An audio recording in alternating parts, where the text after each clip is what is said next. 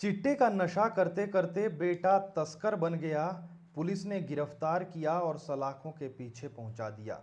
मां तो उसी वक्त अंदर से टूट गई थी जब पता चला कि उसका बेटा नशे का आदी हो गया है। ऊपर से महिला का पति शराब के नशे में रोज बेसुध पड़ा रहता है। नशे के आदी हो चुके पति बेटे की हालत ने महिला को ऐसा झटका दिया कि गम के मारे महिला ने दम तोड़ दिया। मरने के बाद भी महिला को अपने पति का साथ नहीं मिल पाया। महिला का पति शराब के नशे में इतना धुत था कि अपनी पत्नी की अंतिम यात्रा में शामिल नहीं हो पाया।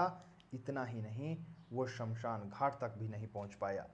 जेल में बंद बेटा 6 घंटे की रिहाई पर शमशान घाट पहुंचा, तब जाकर उसने अपने मां को मुखाग्नि दी। अक्सर आपने नशा मुक्ति कार्यक्रमों के दौरान भाषणों में ये बातें सुनी होगी या सरकारी विज्ञापनों की हेडलाइन जरूर देखी होगी जिसमें लिखा होता है कि नशा पूरे परिवार को खत्म कर देता है।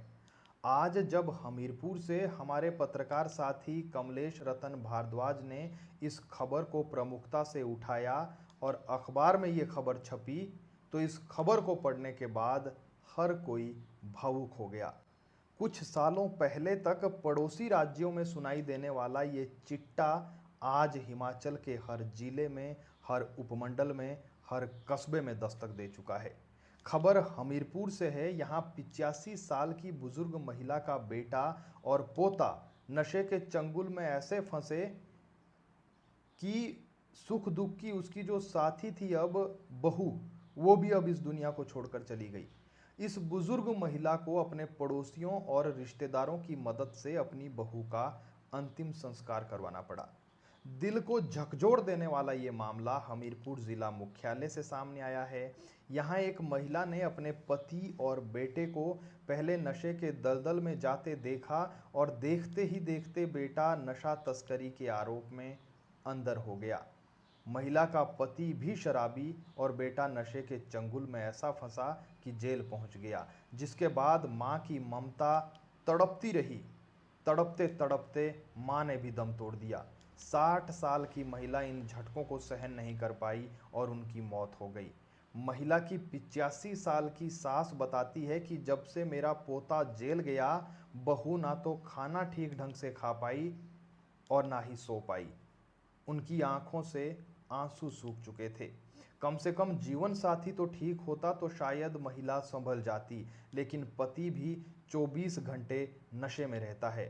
अब 85 साल की बुजुर्ग महिला अपने बहू को भी खो चुकी है। बेटा और पोता तो जिंदा होते हुए भी मरे हुए के समान है। जब महिला की मौत हुई तो रिश्तेदारों ने बेटे को जेल से कुछ घंटों के लिए रिहा करवाया। अदालत से 6 घंटे की रिहाई की इजाज़त मिली, क्योंकि अंडर ट्रायल होने की वजह से उसे पेरोल नहीं मिली। अंडर ट्रायल कैदियों को कोर्ट के आदेशों पर ही ऐसी परिस्थितियों में कुछ दिनों की रिहाई मंजूर हो सकती है।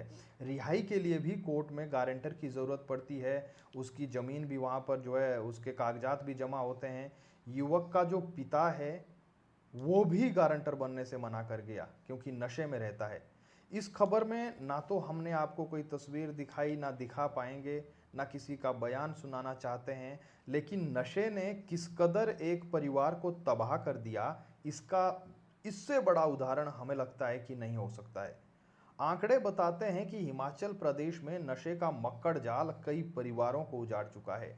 पिछले 3 सालों में ही तकरीबन 60 से ज़्यादा युवाओं की ड्रग्स की ओवरडोज से मौत हो चुकी है। और ये बस आंकड़े हैं। दुर्गम क्षेत्रों की गांव गलियों में क्या हालात होंगे जो आंकड़े सामने नहीं आ पाते हैं। अब पुलिस को कोसने से क्या होगा, क्योंकि हम अक्सर हर चीज में कहते हैं कि पुलिस पुलिस पुलिस। अब पुलिस भी आखिर करे तो क्या करे? नेताओं की पहरेदारी करें या छुटमुट लड़ाई और चोरी की जांच करें? क्योंकि कुछ भी हो जाए, पुलिस के पास मामलों की कमी नहीं है। कोई नेता आ गया, मंत्री आ गया, तो आपको पता है पूरे के पूरे थाने लग जाते हैं। डीएसपी एसपी उनके साथ कार्यक्रम में पूरा दिन व्यस्त रहते हैं। अब मंत्रियों का तो काम ही है, रोजाना कोई ना कोई मंत्री चला हुआ है। छुटमुट लड़ाई झगड़े हो गए तो वो भी पुलिस ने देखने हैं। पुलिस जवानों की पहले ही प्रदेश में कमी है। ऐसे में नशे की इस लड़ाई में तब तक जीत सुनिश्चित नहीं है जब तक हम और आप पुलिस का सहयोग नहीं करेंगे। इसलिए आज ही अपने आसपास बिक रहे नशे को लेकर बातचीत करें, पुलिस से संपर्क करें, क्योंकि आज जो हमीरपुर में हुआ है वो कल हमारे और आपके घर में भी हो सकता है। फिलहाल के लिए इतना ही। नमस्कार।